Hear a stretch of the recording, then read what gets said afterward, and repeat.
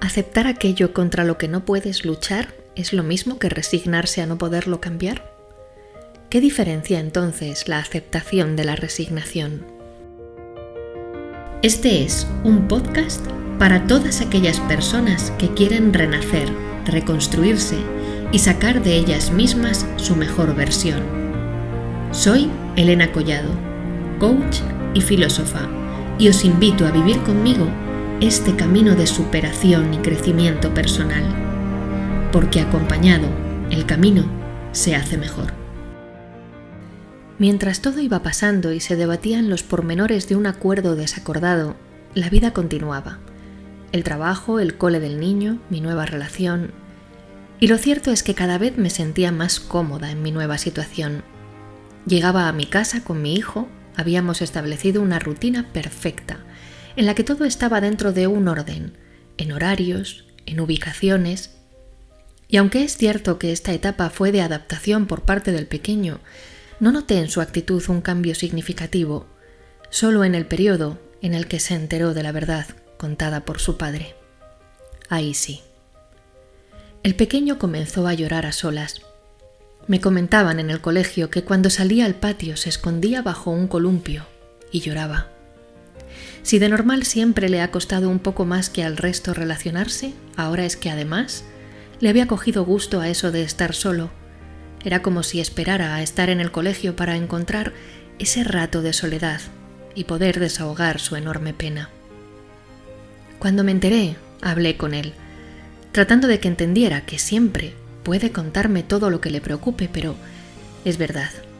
En este tema él no se sentía con total confianza conmigo porque, según me explicó, pensaba que hablarme sobre ello me recordaría el tema y me entristecería.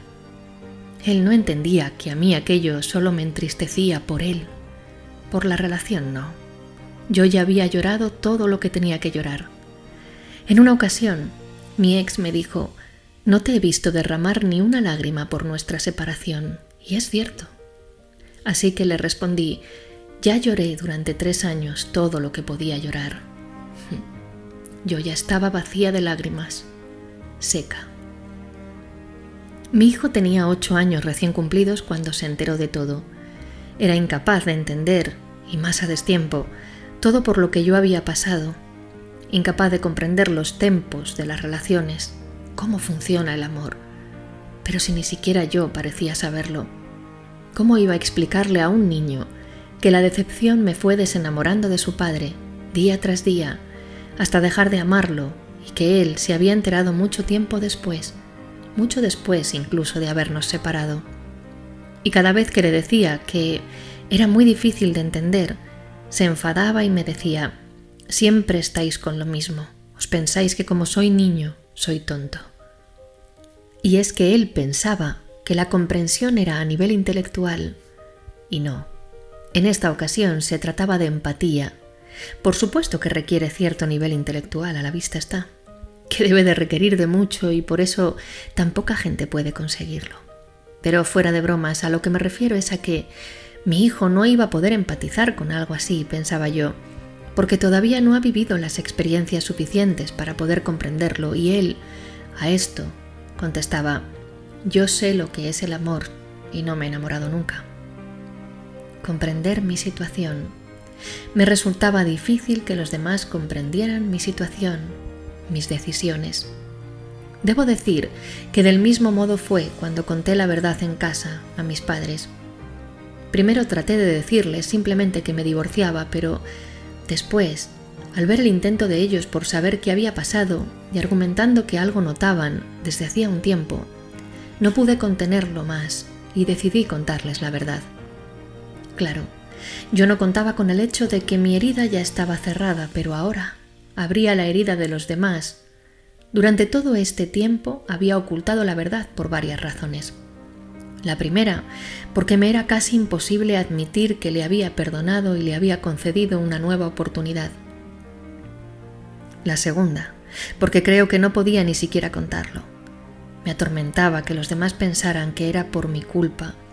Me atormentaba que la gente me dijera que yo era idiota.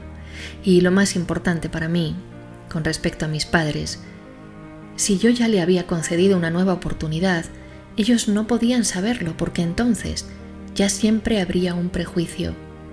Y esa sombra, la misma que se había instalado años atrás en mi casa y que pesaba sobre nuestras cabezas, se alargaría hasta la casa de mis padres y ya nunca sería igual, ni aunque la nueva oportunidad funcionara. Por eso no lo conté. El hecho es que en su momento no lo hice y en el momento en el que tomé la decisión del divorcio pensé que era el argumento necesario para que todo el mundo pudiera entender por qué no podía aguantar más. Pero no me di cuenta de que aquel engaño no solo había sido hacia mí. Mis padres también se sentían engañados y lo peor de todo es que se sentían engañados no solo por mi ex, se sentían engañados por mí y por la parte de mis hermanos que lo sabía. No comprendían por qué había decidido no decírselo. Bueno, creo que, en realidad, no podían entender nada. Aquella frase de que para juzgar a alguien tienes que ponerte en sus zapatos es realmente cierta. Por eso para mí ha sido muy importante el aprendizaje de que en cada momento uno hace lo que sabe hacer, ni más ni menos.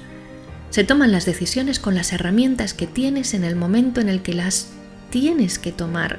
Y si existen miedos, traumas, depresiones, pues se hacen con las herramientas que proporcionan los miedos, los traumas y las depresiones. Así es, y es absurdo pensar que podrías haber hecho algo diferente porque no. Si viviera 1000 vidas, incluso sabiéndolo, habría hecho lo mismo pensando en que esa vez sí funcionaría.